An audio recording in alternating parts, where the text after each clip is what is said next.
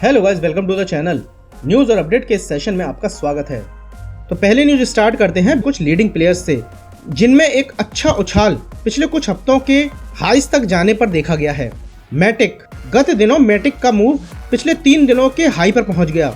वहीं link almost 10% का उछाल देखा गया। पिछले कुछ दिनों से मार्केट का हाल पॉजिटिव नजर आ रहा है, बुलिश नजर आ रहा है, और इसी के चलते बहुत सारी क्रिप्टो करेंसीज ऐसी हैं जो पॉजिटिव सेंटीमेंट में आकर ऊपर की ओर बढ़ रही हैं। उसी के तहत पॉलीगन ने कल के सेशन में अपने 3 वीक के हाई को तोड़ा।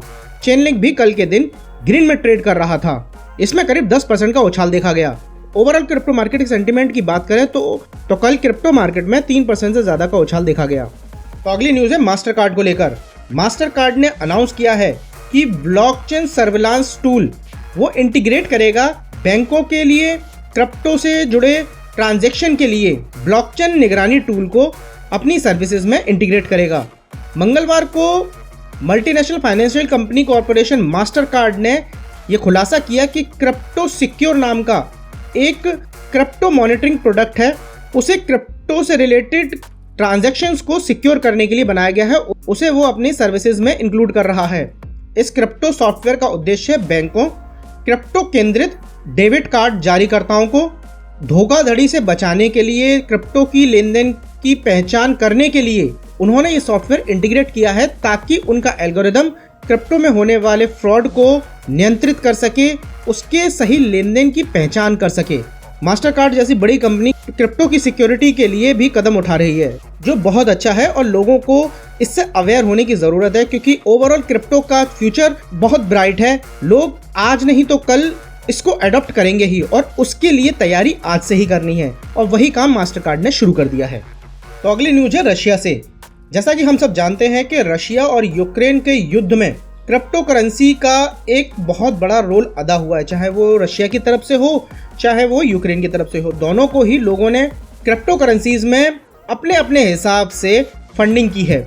वहीं एक रिपोर्ट के मुताबिक सामने आया है कि यूक्रेन में युद्ध आरंभ होने के बाद रूस को समर्थित एक गिरोह ने क्रिप्टो में करीब $4 लाख जुटाए। ये इस रिपोर्ट से पता चलता है। रिपोर्ट्स के एनालिस्टों का कहना है कि यूक्रेन में रूस के युद्ध प्रयासों का समर्थन करने वाले अर्धसैनिक अभियानों को पैसे देने के लिए और प्रतिबंधों से बचाने के लिए जो इंस्ट्रक्शन उन पर लगाए गए हैं उनको बचाने के लिए इस गिरोह ने सक्रियता से कार्य किया और क्रिप्टो करेंसीज का एक फंड बनाकर उसमें क्रिप्टो करेंसीज को फंडिंग कराई। इस रिपोर्ट के मुताबिक ये संगठन पैसे जुटाने के लिए टेलीग्राम का उपयोग करते थे और उस पैसे का मिलिट्री इक्विपमेंट्स और उनको एजुकेट करने के लिए, उनको चलाने के लिए, उनके बारे में शिक्षा देने के लिए किया जाता था। तो अगली न्यूज है बैंकक्रप्ट क्रिप्टो लेंडर्स। क्रिप्टो का जो ऋणदाता था सेल्सियस कंपनी, उससे रिलेटेड सेल्सियस दिवालिया हो चुकी है और कोर्ट ने उसके दिवालियापन के लिए जो बोली लगाने की जो तारीख है वो फिक्स कर दी है। अब सूत्रों के मुताबिक कहना है कि FTX के CEO इस बोली में, इस बिड में अपनी बोली लगा सकते हैं। US बैंकरप्सी कोर्ट ने एक रिपोर्ट जारी की है और उस रिपोर्ट में कहा गया है कि जो ऋणदाता कंपनी थी, ये जो सेल्सियस, उसकी बिक्री के लिए बोली लगाने की अंतिम तारीख 17 अक्टूबर 2022 फिक्स कर दी गई है। बैंकरप्सी कोर्ट के द्वारा अंतिम बोली की समय सीमा लगाने के बाद बिक्री की जो सुनवाई होगी वो 1 नवंबर को होगी।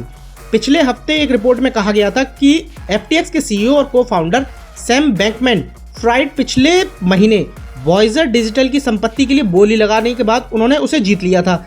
अब उनकी नज़र सेल्सियस पर है और सूत्रों के मुताबिक ये निकल कर आ रहा है कि वो इस बोली में अपनी बिड लगा सकते हैं। तो अगली न्यूज़ है US से। US के जो टॉप रेगुलेटर्स हैं उन्होंने कांग्रेस से निवेदन किया है कि वो क्रिप्टो एसेट्स के कानून को जल्द से जल्द पारित करें। US financial stability oversight council यानी FSOC के द्वारा कांग्रेस के वहां की जो संसद है कांग्रेस, उससे कहा गया है कि क्रिप्टो से रिलेटेड जो भी नियम हैं, जो भी लॉज हैं, उसको जल्द से जल्द पारित किया जाए।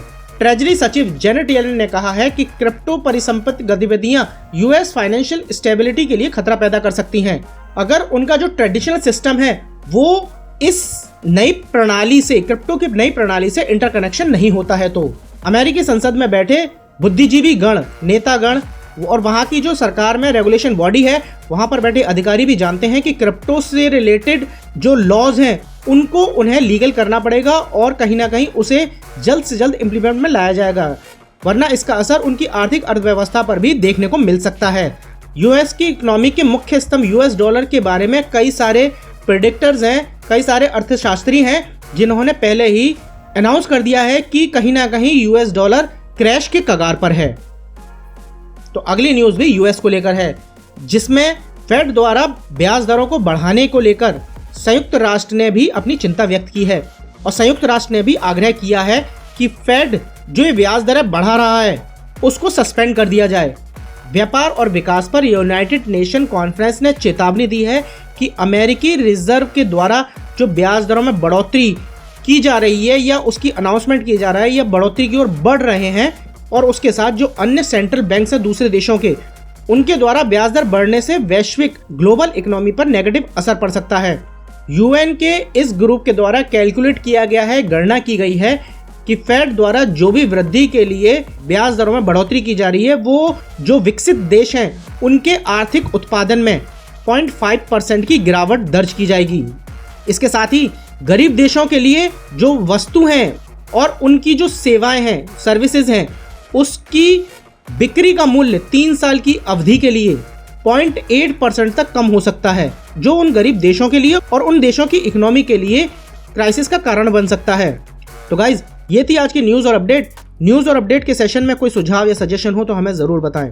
साथ ही इन न्यूज़ को शेयर भी करें ताकि लोग world wide in crypto news से अवेयर हो सकें। तो गाइज, आज के वीडियो में इतना ही। मिलते हैं फिर किसी नेक्स्ट वीडियो में। Take care.